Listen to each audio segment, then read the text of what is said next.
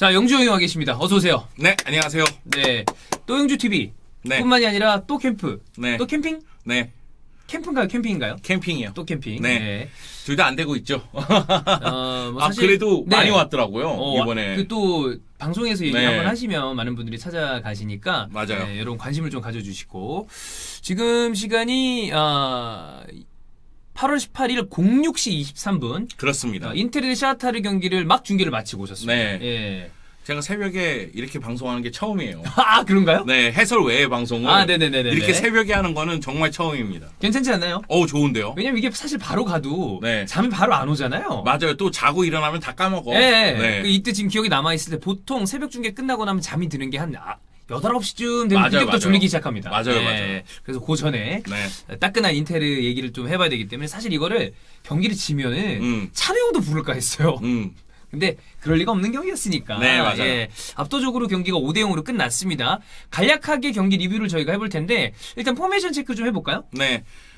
인테르 같은 경우에는 포메이션 선발 명단 변화가 없었습니다. 그대로. 네, 그만큼 잘 나가고 있다는 얘기겠죠. 음. 그래서 콘테 감독이 352 포메이션 가동하면서 이제 골키퍼는 한다노비치, 3백은 바스토니, 더브라이, 더브라이, 고딘, 네. 그리고 이제 미드필더 라인의 왼쪽부터 영, 영. 갈리아리디니, 브로조비치, 바렐라, 바렐라, 담브로시오, 담브로시오 오른쪽 나왔고. 투톱은 라우타로 마르티네스, 루카쿠. 그리고 루카쿠가 나왔고요. 네.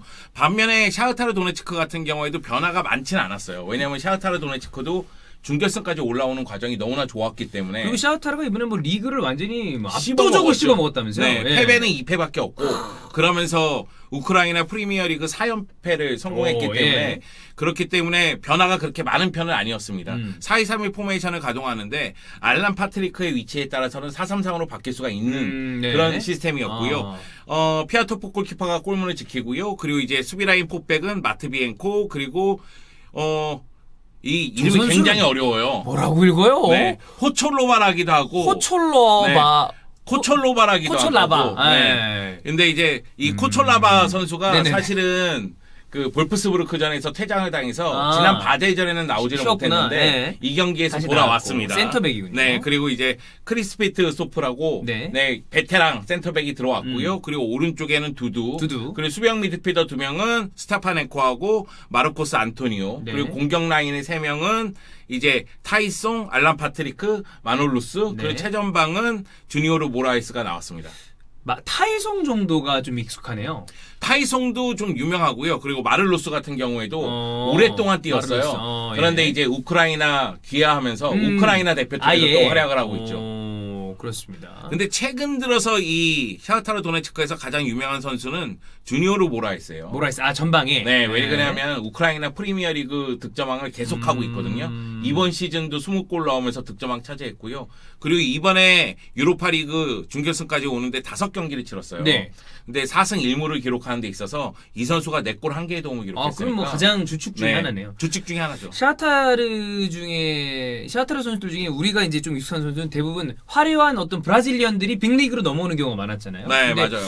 최근에는 약간 뜸합니다. 네. 그러면서 샤흐타르 도네츠크는 기존의 선수들이 계속해서 뛰면서 조직력을 더 갖춰 나가는 모습이거든요. 네. 이제 감독이 좀 많이 바뀌었잖아요. 미체스쿠 감독부터 맞아요. 시작해서 폰세카 감독 왔다가 지금은 루이스 카스트로 감독인데 사실은 공격 라인의 브라질 출신, 그렇죠. 수비 라인의 우크라이나 출신, 그런 느낌이죠. 요 항상. 시스템은 네. 유지되는 가운데 오히려 브라질 출신들이 미드필더 라인에도 한 명 들어가고 풀백 라인에도 들어가고 그러면서 이제 브라질 출신들이 조금 더 많아진 모습이고 그러다 보니까 전체적인 전력은 미체스쿠 감독 시절보다는 더 상승했다. 탄탄하다. 네, 이런 평가를 들었었죠. 그렇습니다.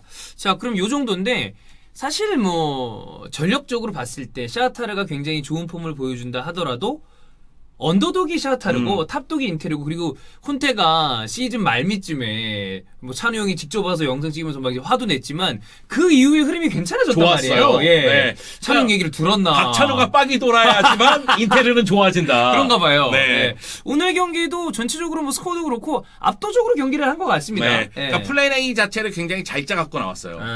일단은 공격적으로 임했을 때는 352 포메이션이긴 한데 좌우 측면에 있는 영하고 담브로시오가 위로 올라가면서 오면서 바렐라가 오히려 하프 스페이스에서 아하. 패스를 뿌려주는 역할을 예. 했고요. 그리고 수비 시에는 좌우 윙백들이 내려와서 내려가지고. 5-3-2 형태 또는 라우타로까지 내려온 다음에 5-4-1 형태가 되면서 수비 쪽에서 공간을 주지 않았고 그런데 말씀드렸다시피 공격을 전개했을 때는 좌우 윙백들이 올라갔잖아요. 네. 그러다 보니까 전방 쪽에서 4명이 일사불란하게 전진 압박을 하는 모습이 있었어요. 형님 근데 왜 저기서 하실 때는 안 그러다가 여기서 하니까 이렇게 저를 뚫어지게 쳐서 어디를 와야 될지 모르겠어. 이거 왔다 갔다 하시면 돼요. 아, 그렇구나. 모니터도 보시고 네. 예. 아, 저 민망스러워. 편안하게 생각하시면 네. 됩니다. 예. 어쨌거나. 네. 그래 전진 압박을 통해서 우크라이나의 샤흐타르 도네츠크의 빌드업을 방해하고 아. 그쪽 수비 쪽에서 실수를 유도하면서 네. 바로 이제 골로 연결하는 모습이 나왔죠. 제일 잘했던 선수는 보니까 저는 이제 하이라이트 위주로 저 다른 일 하면서 형 중계를 봤는데 루카쿠가 확실히 눈에 네. 많이 보이더군요. 그러니까 루카쿠는 제가 생각하기에는 유로파리그의 사나이가 맞아요. 이 경기에서 골 넣으면서 유로파리그 10경기 연속 골이거든요.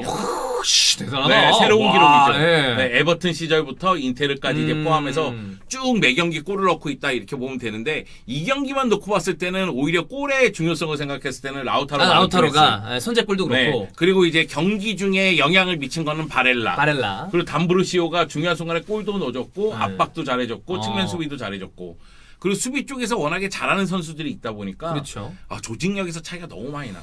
그럼 인테르가 형이 사실 인테르 좀 안 좋았을 때도 중계를 하셨었잖아요. 최근에 인테르가 좋아진 부분은 어디를 좀 따져야 되나요? 일단은 전체적으로 일사불란하게 움직이는 조직력이 굉장히 좋아요. 그러니까 제가 느끼기에는 이 경기에서 콘테 감독이 플랜 자체를 잘 짜갖고 나왔는데 플랜 중에서 하나는 전방부터 압박의 강도를 높여서 상대 실수를 유도한다. 그것이 성공한 반면에 또 한 가지 문제가 뭐냐면 거기서 탈압박이 되면은 수비 쪽에 문제가 생기잖아요. 네. 그런데 공격에서 수비로 전환된 다음에 수비 라인을 정비하는 속도가 너무나 빨라. 그러니까 샤흐타르 입장에서도 발빠른 공격수들이 곳곳에 있어서 예. 역습을 전개하려고 하는데 여기서 한 번 덜커덩거리면 딱 바로 돌아보면 내려와서 다 자리를 잡아 어. 있는 모습. 그래서 공간을 찾기가 너무 어려우니까 마치 부천 FC 같군요. 그렇죠. 부천 네. FC가 손선호 감독. 손선호 감독이 빡 한 다음에 얼른 딱 뒤돌아보면 다 수비하고 네. 있잖아요. 네. 그러다가도 부천 FC는 공간을 내주면서 실점을 그렇죠. 하긴 했는데 합니다만. 네, 인테르는 이 경기에서는 수비가 거의 완벽했다. 그런 느낌이 있고 브로조비치가 정말로 영리한 선수라는 게 어디서 상대가 공격을 전개할 때쯤 되면 어느 순간 그 위치에 번쩍하면서 나타나 있으니까. 그러니까 저 선수가 이 6번 자리에 그러니까 백스리 라인 그 위에 있으면 세리아 최고의 미드필더인데 이상한 짓 한번 했었잖아요. 위에다 세우고. 네. 그때 욕 무지하게 먹었었잖아요. 그렇죠. 4-3-1-2에서 1에 1에 한번 세웠었으니까. 네. 요즘 뭐 어쨌든 인테리는 확실히 상승세가 맞고 그러면 샤타라 입장에서는 뭐 뭔가 이렇게 이렇다 만들어 볼 만한 찬스는 거의 없었나 보네요. 만들지를 못했어요. 아예. 아. 이게 샤흐타르 도네츠크는 측면 공격이 살아야 돼요. 네. 그래서 왼쪽에 타이성의 드리블, 타이성. 오른쪽에 마를로스가 중앙으로 꺾고 들어왔을 때 두두가 세도에 들어가면서 여기서 공간 침투. 측면에서. 이게 이루어져야 되는데 네. 이게 다 막혔어요. 그러다 보니까 그냥 패스를 돌리다가 실수하고 실점하고 패스를 돌리다가 실수하고 실점하고 아무것도 못 해봤네요. 아무것도 못했어요. 다만 네. 주니오르 모라에스에게 득점 기회가 2차례 정도 있었어요. 네. 이거는 모라에스의 움직임이 좋았고 패스가 연결되는 장면이 있었거든요. 근데 거기서 결정을 못 해준 것도 좀 크죠. 야 그러면 모르긴 몰라도 저는 이제 중계를 계속 본 건 아니고 일하다가 왔다 갔다 봤는데 사실 이런 경기 새벽 시간에 굉장히 중계하기 힘듭니다. 아 근데 골이 많이 터져서 그래도 골이 좀 많이 터져서 거기다가 라우타로 마르티네스가 골을 넣는 거 보면서 드디어 터졌다. 이제 터졌다. 이 경기에서 유로파리그 올 시즌 첫 골 넣었거든요. 그리고 루카쿠가 10경기 연속골을 넣을 수 있느냐 없느냐도 중요한데 근데 그 공격적인 어떤 부분이 있었으니까 거기서 또 골을 넣으면서 루카쿠가 진짜 유로파리그 사나이구나 이런 생각이 들어서 나름대로 볼만한 경기였어요. 저는 오히려 이게 그런 생각이 좀 들었어요. 샤흐타르 도네츠크의 공격력이라면 그래도 한 골 정도는 넣지 않겠느냐. 한 골. 제가 또 인테르 경기를 세리아에서 해설 안 한 것도 아니고 중계하셨었죠. 실수가 나오는 장면들도 있으니까 분명히 있어서 그런데 왜 유로파 리그에 강한가 이런 생각을 해봤더니만 전체적인 팀의 컨디션이 지금 최고조인 것 같아요. 제일 좋다. 제일 좋은 것 같아요. 그렇게 생각하면 이제 결승에 진출했습니다. 결승전을 기다리는 인테르 팬들 입장에서는 굉장히 좋은데 그럼 간략하게 우리가 그 얘기를 해보죠. 세비야가 올라갔습니다. 맨유전이 생각보다 저는 어려웠다고 생각해요. 저는 맨유가 이길 수 있는 타이밍이 충분히 있었는데 그들이 기회를 좀 살리지 못하면서 세비야가 이긴 것도 있었으니까. 세비야 대 인테르의 어떤 흐름을 좀 어떻게 예상을 하시나요? 일단은 점유율은 세비야가 가져갈 것이다. 네. 아. 그 대신 인테르는 이 경기처럼 수비시의 5-3-2를 통해서 또는 5-4-2를 통해서 공간을 안 주면서 네. 이 세비야도 후반부터 빌드업을 하는 팀이니까 그렇죠. 압박해서 실수를 노리고 전방 패스할 거고. 또는 이제 공격이 안 풀릴 때에는 역시 이제 롱패스라든가 크로스를 통해서 루카쿠의 등지는 플레이를 통해서 골을 노리고 이런 장면이 나올 것 같아요. 저는 세비야에 대해서 굉장히 높게 평가하는 사람이라고 생각을 해요. 항상. 그리고 세비야가 유로파에서 잘했고 네. 제가 영주 형이랑 스포티비 있을 때 중계를 꽤 많이 했는데 유로파 경기 특히나 세비야 경기 중계를 되게 많이 했어요. 네. 제니트랑만 했던 것도 경기 같이 중계 저 완전 골방 구조에서 맞아요. 네. 근데 제가 울버햄튼 세비야 경기를 하고 나서 메뉴에게 지겠다 이런 생각이 든 게 형이 SL에서도 질 수도 있다라는 얘기 하셨었죠. 왜냐면 아다마 트라오레의 속도를 제어를 못하니까 그치. 이거 분명히 레시포드라든가 또는 마샤르의 스피드에 당할 수가 있다.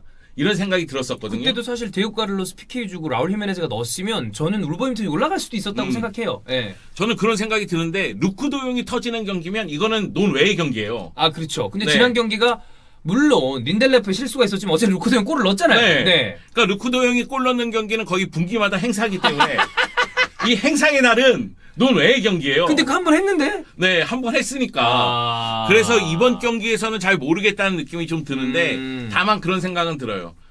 결국은 해결사가 있는 쪽은 그래도 루카쿠가 있는 인테르잖아요. 루카쿠 라우타로. 근데 이쪽은 네. 사실 골 넣어줄 선수가 마땅치 않은 팀이니까. 마땅치 않아. 예. 그래서 공격 전개를 더 많이 해야 돼요. 그런데 이제 볼을 소유했을 때 상대 서드 파티 지역에서 얼마만큼 득점 기회를 많이 만들 수 있느냐가 이제 세비야의 문제가 될 거예요. 서드 파티요? 파이널 서드. 파이널 서드. 나 왜 갑자기 새벽이라서 그래. 야, 이거 편집해줘. 이게 제일 재밌는데? 고대로 나갈 것 같다. 파이널 서드. 예. 네. 파이널 서드 지역에서 득점 기회를 얼마만큼 만드느냐의 문제거든요. 아하.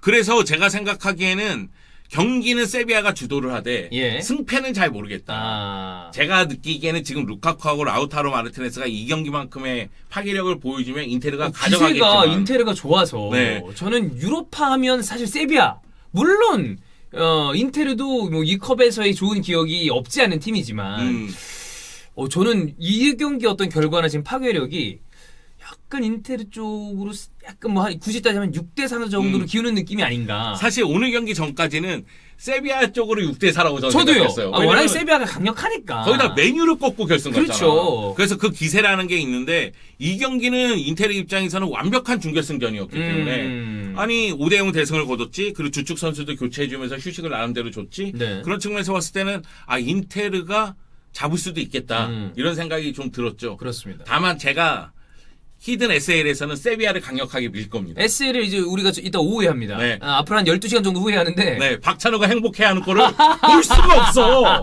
촬영 지금 제가 봤을 때 이따 SL 때 굉장히 기분이 네, 좋을 겁니다. 지금 꿀잠 자고 있을 거예요. 이제 딱 끝나고 자고 있을 텐데.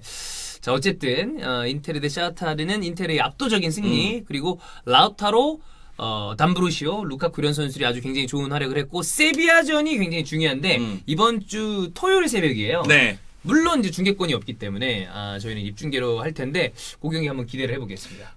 저는 그런 생각은 좀 들었어요. 그러니까 뭐냐면은 하루 먼저 세비야가 치렀잖아요. 그 그렇죠. 얘기는 하루 쉰다는 얘기죠. 하루 먼저 휴식을 하긴 하죠. 네. 그래서 지금 같은 상황에서는 하루 휴식 차이가 엄청 클 수도 그럴 있어요. 수도 있죠.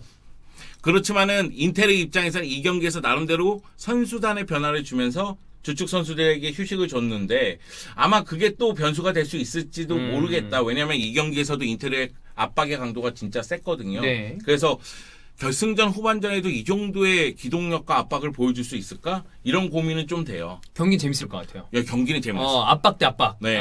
재밌을 것 같습니다. 압박 대 압박해서 굉장히 재밌거나 아니면 엄청 지루한 경기가 너무 되거나. 중원에서 그냥 부딪히면서 아무것도 안 나오는 경기가 그럴 가끔 수도 있으니까. 있죠. 네, 네. 그렇습니다. 자, 그럼 그 경기를 기대를 해보면서 인테르 샤흐타르 얘기는 여기서 마치겠습니다.